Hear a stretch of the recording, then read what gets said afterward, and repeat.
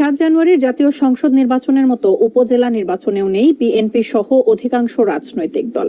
নিজেদের মধ্যে সংঘাত ঠেকাতে দলের এমপি মন্ত্রীদের নিকটাত্মীয়দের উপজেলা নির্বাচনে প্রার্থী না হওয়ার নির্দেশনা আসে খোদ দলীয় সভাপতি শেখ হাসিনার কাছ থেকে। তবে এই নির্দেশনা আমলে নেননি অনেকের মতো এমপি মন্ত্রীরাও, এমনকি ওবায়দুল কাদেরের মতো প্রভাবশালী নেতাও মানেননি শেখ হাসিনার নির্দেশ। তাহলে কি এমন কোনো নির্দেশনাই আসেনি, নাকি ইচ্ছে করে নির্দেশ অমান্য করেছেন তারা? আরো জানাচ্ছেন মোহাম্মদ সোহাগ বিশ্বাস।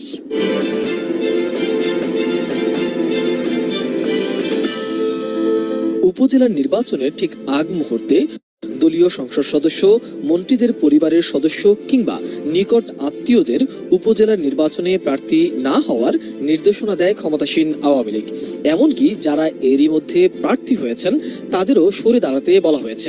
অবাধ, সুষ্ঠু, নিরপেক্ষ ও প্রভাবমুক্ত নির্বাচনের আয়োজনের স্বার্থে আওয়ামী লীগ সভাপতি শেখ হাসিনা এ নির্দেশনা দিয়েছিলেন, এমনটাই খবর প্রকাশিত হয়েছে বিভিন্ন গণমাধ্যমে। দলের সর্বোচ্চ নেতার এমন নির্দেশনাও বেশিরভাগ এমপি মন্ত্রীরাই আমলে নেয়নি। উপজেলা পরিষদ নির্বাচনে সংসদ সদস্য ও মন্ত্রীদের হস্তক্ষেপ ঠেকাতে কড়া ভাষায় সতর্ক করেছিল আওয়ামী লীগ। তবে নিজেদের ক্ষমতার বলয় ধরে রাখতে মরিয়া এমপি মন্ত্রীরা, ফলে কেন্দ্রের কোনো নির্দেশনাকেই তোয়াক্কা করছে না তারা। নানা কৌশলে পছন্দের প্রার্থীদের পক্ষে অবস্থান নিয়েছে অনেকেই। এছাড়া প্রার্থিতা প্রত্যাহারের চাপ প্রয়োগ, প্রচারণা।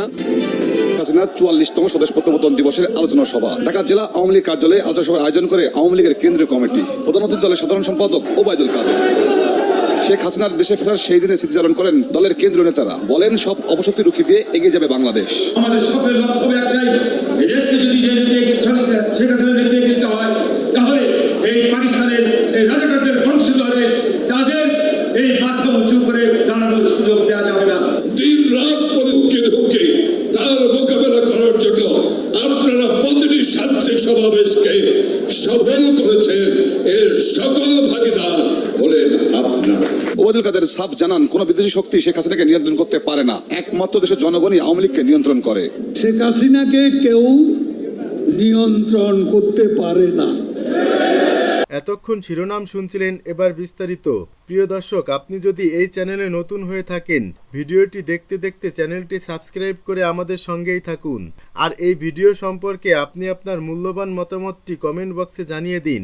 আর হ্যাঁ প্রিয় দর্শক, জানিয়ে দিন ভিডিওটি কোথা থেকে দেখছেন।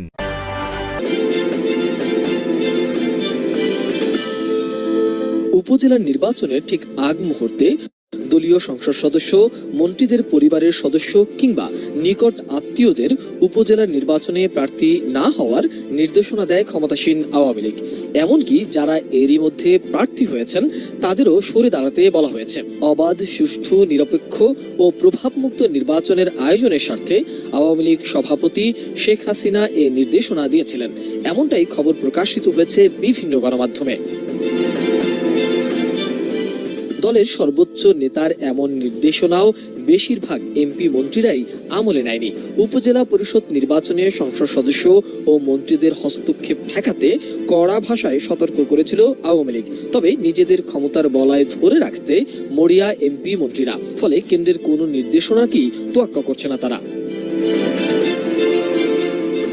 নানা কৌশলে পছন্দের প্রার্থীদের পক্ষে অবস্থান নিয়েছে অনেকেই। এছাড়া প্রার্থিতা প্রত্যাহারের চাপ প্রয়োগ, প্রচারণা, মনোনয়নপত্র জমা দিতে বাধা দেয়া, প্রার্থীকে অপহরণ সহ নানা অভিযোগ উঠছে স্থানীয় এমপি মন্ত্রীদের বিরুদ্ধে। ইতিমধ্যে কয়েকটি উপজেলায় ঘটেছে সংঘাতের ঘটনাও। এরই মধ্যে দলের অভ্যন্তরে সংঘাত, সহিংসতা, হামলা, পাল্টা হামলা ও বিশৃঙ্খলা প্রধানের এমন নির্দেশনার বিষয়ে দলটির সাধারণ সম্পাদক ওবায়দুল কাদের সংবাদ সম্মেলন করে বলেছিলেন, নির্বাচন যাতে শান্তিপূর্ণ ও সুষ্ঠুভাবে হয়, মন্ত্রী এমপিরা যেন প্রভাব বিস্তার না করে, প্রশাসন যেন কোনো ধরনের হস্তক্ষেপ না করে, সে বিষয়ে আওয়ামী লীগের সভাপতি প্রধানমন্ত্রী শেখ হাসিনার নির্দেশনা রয়েছেন। নির্বাচনে কারো হস্তক্ষেপ করার সুযোগ নেই বলেও মন্তব্য করেছিলেন তিনি। ওবায়দুল কাদের বিভিন্ন এমপি মন্ত্রীদের বেলায় এমন নির্দেশনা দিলেও নিজের ছোট ভাই প্রার্থী হয়েছেন এবারের উপজেলা নির্বাচনে। আওয়ামী লীগের দ্বিতীয় প্রভাবশালী নেতা এবং আওয়ামী লীগের সাধারণ সম্পাদক ওবায়দুল কাদের কিভাবে প্রধানমন্ত্রীর নির্দেশ অমান্য করলেন, সেই প্রশ্ন খোদ আওয়ামী লীগেও। হলফনামায় মামলার তথ্য ও আয়কর বিবরণীর তথ্য গোপন রাখায় ওবায়দুল কাদেরের ছোট ভাই শাহাদাত হোসেনের মনোনয়নপত্র বাতিল করেছিলেন রিটার্নিং কর্মকর্তা ও অতিরিক্ত জেলা ম্যাজিস্ট্রেট মোহাম্মদ ইসমাইল। তারপর জেলা প্রশাসক বরাবর আপিল করলে গত 9 মে তার আপিল খারিজ হয়ে যায়। এরপর গত 14 মে হাইকোর্টের মাধ্যমে প্রার্থিতা ফিরে পান শাহাদাত হোসেন। আগামী 29 মে তৃতীয় ধাপে নোয়াখালী, কোম্পানীগঞ্জ সদর ও বেগমগঞ্জ উপজেলায় ভোট গ্রহণ অনুষ্ঠিত হবে। ওই এলাকায় বর্তমান আওয়ামী লীগের সাধারণ সম্পাদকও উপজেলায় প্রার্থী হয়েছেন।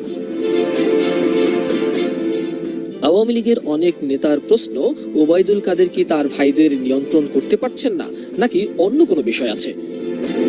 হাসিনা 44তম স্বদেশ প্রত্যাবর্তন দিবসের আলোচনা সভা ঢাকা জেলা আওয়ামী লীগ কার্যালয়ে আলোচনা সভার আয়োজন করে আওয়ামী লীগের কেন্দ্রীয় কমিটি। প্রধান অতিথি দলের সাধারণ সম্পাদক ওবায়দুল কাদের।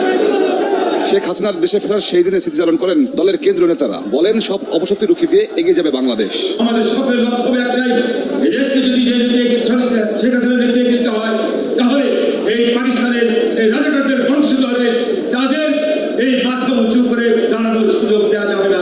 দিন রাত পরে ঢুকে তার মোকাবেলা করার জন্য আপনারা প্রতিটি ছাত্রী সমাবেশকে সফল করেছেন।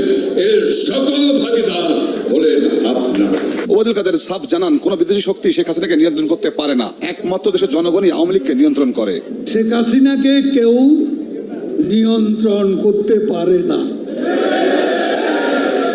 আমাদের নিয়ন্ত্রণ করে বাংলাদেশ রাষ্ট্রের জন্মের চেতনা। আমাদেরকে নিয়ন্ত্রণ করে মুক্তিযুদ্ধের মূল্যবোধ। আমাদেরকে নিয়ন্ত্রণ করে মুক্তিযুদ্ধের রণধ্বনি জয় বাংলার চেতনা।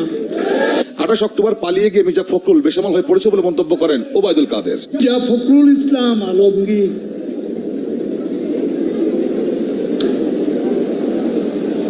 28 অক্টোবর পালিয়ে গিয়ে এখন বেসামাল হয়ে প্রতিনিয়ত আওয়ামী লীগকে আক্রমণ করছে। দলে কেউ বিশৃঙ্খলা করলে শাস্তি পেতে হবে বলেও সতর্ক করেন আওয়ামী লীগ। এ সরকারের অধীনে জনগণ আর ভোট দিতে যাবে না বললেন মানিক। বিএনপির প্রবাসী কল্যাণ বিষয়ক সম্পাদক শেখ ফরিদ আহমেদ মানিক বলছেন, জনগণ সরকারের প্রহসনের নির্বাচন বর্জন করছে। বিএনপির আন্দোলন এটাই বড় সফলতা। আমাদের সংগ্রাম তত্ত্বাবধায়ক সরকারের অধীনে ছাড়া এ দেশে নির্বাচন হবে না। জনগণও একতরফা নির্বাচন বর্জন করে এই আন্দোলনকে সমর্থন জানিয়েছে। এ সরকারের অধীনে আর কোনো ভোট দিতে যাবে না জনগণ। শুক্রবার বিকেলে চাঁদপুর সদর ও বাবুরহাটে জনসাধারণের মাঝে ভোট বর্জনের লিফলেট বিতরণকালে তিনি এসব কথা বলেন। মানিক বলেন, গণতন্ত্র ও বাক স্বাধীনতা কেড়ে নিয়ে আওয়ামী লীগ মুক্তিযুদ্ধের সাথে বিশ্বাসঘাতকতা করেছে। যে গণতন্ত্র ও অধিকার আদায়ের জন্য 71 সালে মুক্তির সংগ্রাম হয়েছিল, লাখো জনতা শহীদ হয়েছিল, সে গণতন্ত্র ও ভোটাধিকারকে এ অবৈধ সরকার পদদলিত করেছে। আজকে মানুষ কথা বলার অধিকার নেই, এমনকি মোবাইলে মানুষ এখন প্রাণ খুলে কথা বলতে ভয় পায়। তিনি বলেন, আজকে এ সরকার সারা দেশে অলিখিত বাকশালী শাসন কায়েম করেছে। বিরোধী মত দমনের নামে চলেছে গ্রেপ্তার, গুম, হত্যা। অথচ আওয়ামী লীগ আজ গণতন্ত্রের সবক দিচ্ছে। আওয়ামী লীগ যতদিন ক্ষমতায় থাকবে ততদিন গণতন্ত্র মুক্ত হবে না, মানুষ ফিরে পাবে না ভোটাধিকার। তাই সকলকে ঐক্যবদ্ধ হয়ে তরুণের অহংকার তারেক রহমানের নেতৃত্বে সারা দেশে দুর্বার আন্দোলনের মাধ্যমে এই অবৈধ সরকারের পতন ঘটাতে হবে। লিফলেট বিতরণকালে আরও উপস্থিত ছিলেন বিএনপির জাতীয় কার্যনির্বাহী কমিটির সদস্য অ্যাডভোকেট রফিক সিকদার, শেখ শামীম, ডক্টর খন্দকার মারুফ হোসেন, অ্যাডভোকেট সাবেরা, আলাউদ্দিন হেনা, যুবদলের কেন্দ্রীয় যুগ্ম সম্পাদক জিয়া রহমান, তারেক সহ জেলার বিএনপি অঙ্গ ও সহযোগী সংগঠনের নেতৃবৃন্দ।